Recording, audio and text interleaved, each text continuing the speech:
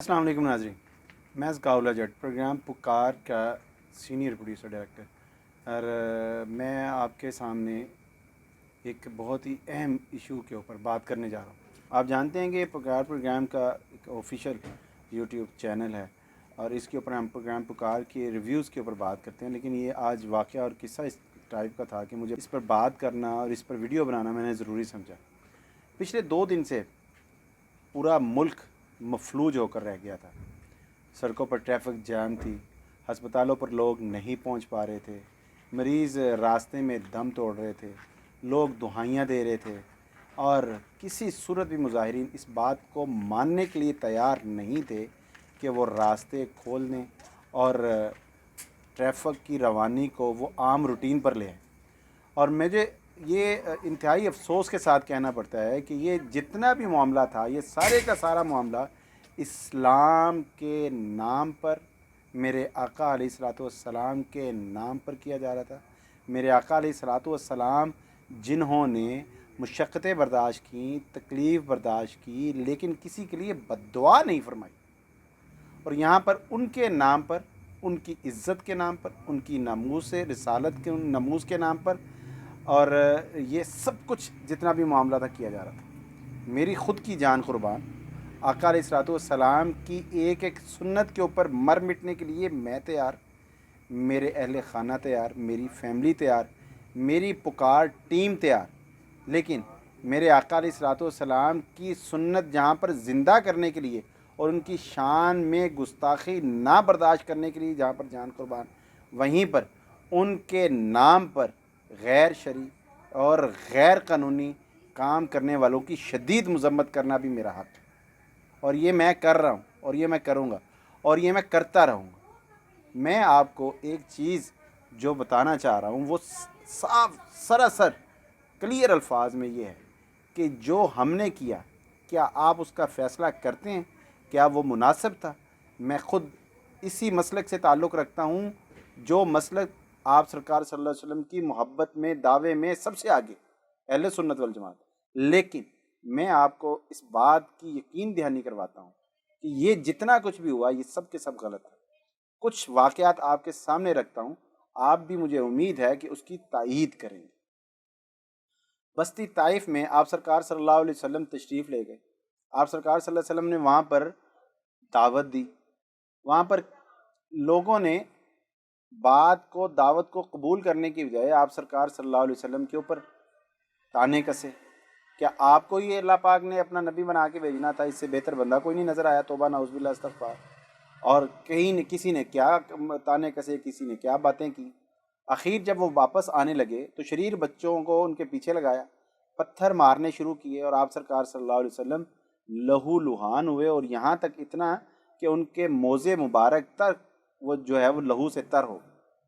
فرشتہ آ گیا، اللہ پاک کی طرف سے بھی فرشتہ پہنچ گیا کہ اللہ پاک کے پیارے نبی حکم کریں تو ہم دونوں پہاڑوں کو آپس میں ملا کے ان کو تباہ و برباد کر۔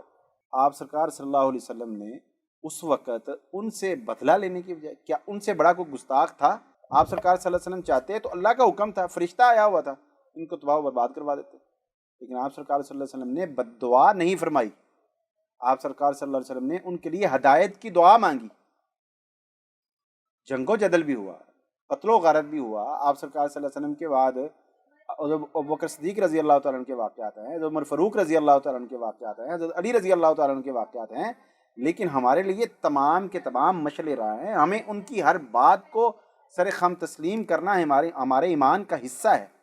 لیکن آپ یہ دیکھیں کہ آپ کی کسی ایک عمل کی وجہ سے کسی مسلمان کو کوئی پریشانی کا سامنا تو نہیں کرنا پڑ رہا، کسی آقا علیہ الصلوۃ والسلام کے کسی چاہنے والے کو، آقا علیہ الصلوۃ والسلام کی ماننے والوں کو کسی کا کچھ کرنا تو نہیں پڑ رہا، آپ کی وجہ سے کسی کی جان تو نہیں جا رہی، آپ کی وجہ سے کوئی بندہ تکلیف میں تو نہیں آ رہا۔ ہم نے ان چیزوں کو سوچے بغیر اتنا بڑا فیصلہ کیسے کر لیا؟ ہمارے علماء اکرام اس قدر ان ایسے فیصلوں میں کیسے پڑ گئے؟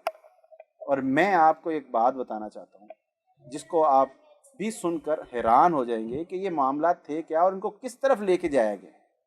میں آپ کو بتاؤں، آقا علیہ الصلوۃ والسلام اس طرف آپ سرکار صلی اللہ علیہ وسلم بد دعا نہیں فرماتے، آپ سرکار صلی اللہ علیہ وسلم خیر کی دعا مانگتے ہیں، ان کے لیے ہدایت کی دعا مانگتے ہیں اور برداشت کرتے ہیں. کوڑا کرکٹ پھینکنے والی خاتون کے لیے بد دعا نہیں فرماتے اور تکلیف تشدد کرنے والوں کے لیے بد دعا نہیں فرماتے. آپ سرکار صلی اللہ علیہ وسلم اپنے چچا کو شہید کرنے والی، ان کا کلیجہ چبانے والی، اس کو معاف فرما دیتے ہیں، اس کے لیے ہدایت کی دعا فرماتے ہیں. تو میرے پیارے بھائیوں، ہم کس طرف چل پڑے؟ گستاخی کی اس نے، اس کے لیے ہم نے جد و جہد کی، ایمان کا ایک حصہ ہے، ہم نے وہ سارے کے سارے پورے کیے. لیکن جس ملک میں ہم رہتے ہیں اس ملک کے قوانین ہیں. آپ جس چیز کے لیے ضد کر رہے ہیں، جس چیز کے لیے بات کر رہے ہیں، وہ آپ کی چیز اور آپ کی ضد آپ کے ایمان کا حصہ ہے. اچھی بات ہے، کرنی چاہیے، زور لگانا چاہیے. لیکن اس کے لیے اس قدر پرتشدد مظاہروں پر اتر آنا، یہ کسی جگہ پہ بھی میں سمجھتا ہوں یہ مناسب نہیں ہے. آپ سمجھتے ہیں کہ 40 لاکھ مسلمان فرانس کے اندر موجود ہیں، ان کی زندگیاں جو ہے وہ خطرے میں پڑ جائیں، ان کے لیے پریشانیاں بن جائیں. دعا کریں تمام کے تمام غیر مسلم اسلام کے اندر داخل ہو جائے. اگر نہیں آتے تو اللہ پاک کے جو احکامات ملکوں کے اندر قوانین کو عمل کرنے کے ہیں ان کو بھی دیکھنا چاہیے. ہمارے ملک کے اندر ہم نے اپنے ہی مسلمان بھائیوں کے لیے راستہ تنگ کر دیا، کھانا پینا تنگ کر دیا. آپ کو اندازہ ہے اس بات کا کہ کتنے لوگ پریشان ہوئے اور کتنی چیزیں مہنگائی کی طرف گئی، شارٹیج ہو گئی، لوگ پریشان ہونا شروع ہو گئے. ہسپتالوں میں لوگوں کو ادویات نہیں مل سک رہی تھی، پہنچ نہیں پا رہے تھے، لوگ بیچارے پریشان ہو رہے تھے. اور جب آپ کو منانے کے لیے، سمجھانے کے لیے، غصہ اس بات کا تھا کہ علامہ سعد رضوی صاحب کو گرفتار کر لیا گیا تھا، کیونکہ آپ کال تو آگے جا کے تھی، اس سے پہلے گرفتار کیا گیا تھا. اب اس کا غصہ یہ نکلا.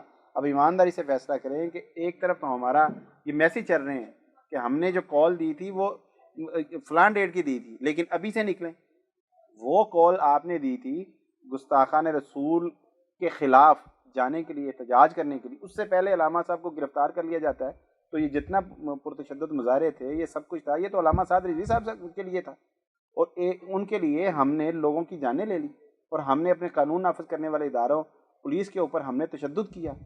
آپ اندازہ لگا سکتے ہیں اس بات کا کہ اس کام کی وجہ سے پوری دنیا کے اندر آپ کی کتنی جھگ ہنسائی ہوئی. آپ نے پولیس والوں کو مارا پیٹا، 2 پولیس والے شہید ہو گئے اور کتنے درجنوں جو ہے وہ زخمی ہو گئے. ہم نے مورال کہاں پر پہنچا دیا؟ ہماری حفاظت کرنے والے، ہمارے لیے جانیں قربان کرنے والے، ہم نے ان کے اوپر تشدد کیا. معذرت کے ساتھ میں اس کو انتہائی غیر مناسب، بہت ہی تکلیف دہ ایک عمل سمجھتا ہوں. اور اس وقت جو میں آپ کے لیے خاص بات کر رہا ہوں، علامہ سعد رضوی صاحب نے ایک پیغام دیا، ایک خط لکھا اور اس نے کہا جی میں بکلم خود بغیر کسی پریشانی کے، بغیر کسی دباؤ کے، میں آپ لوگوں کو کہہ رہا ہوں کہ جہاں جہاں پر آپ لوگوں نے دھرنے دیے ہیں سب کے سب ختم کر دیں. مدرسے کے باہر اگر دھرنا دیا وہ ختم کر دیں. آپ لوگوں کی وجہ سے لوگوں کے موبائل سروس بند ہیں، آپ لوگوں کی وجہ سے وہاں پر آنے جانے کے لیے لوگوں کو پریشانیاں ہو رہی ہیں، دشواریاں ہو رہی ہیں. تو میری بھی آپ سے یہی گزارش ہے کہ ان کا جو خط آیا سامنے، انہوں نے اس میں ریکویسٹ کی ہے، انہوں نے فی الفور احتجاج ختم کرنے کی آپ سے ریکویسٹ کی ہے. تو میں بھی آپ سے یہ ریکویسٹ کرتا ہوں کہ آپ پلیز خدا را تشدد مظاہروں سے باز آئے. کسی قسم کی بھی قانون کو ہاتھ میں لینے کی بجائے قانون کے مطابق چلیں، احتجاج کریں جو ہمارا حق ہے. اس سے آگے ہرگز ایسا مت کریں جس سے ہمارے املاک کو، ہم انسانی جانوں کو نقصان ہو، خطرہ ہو اور لوگ جو ہے وہ اپنے پیاروں سے دور ہو جائے. ایسا کام ہرگز مت کریں.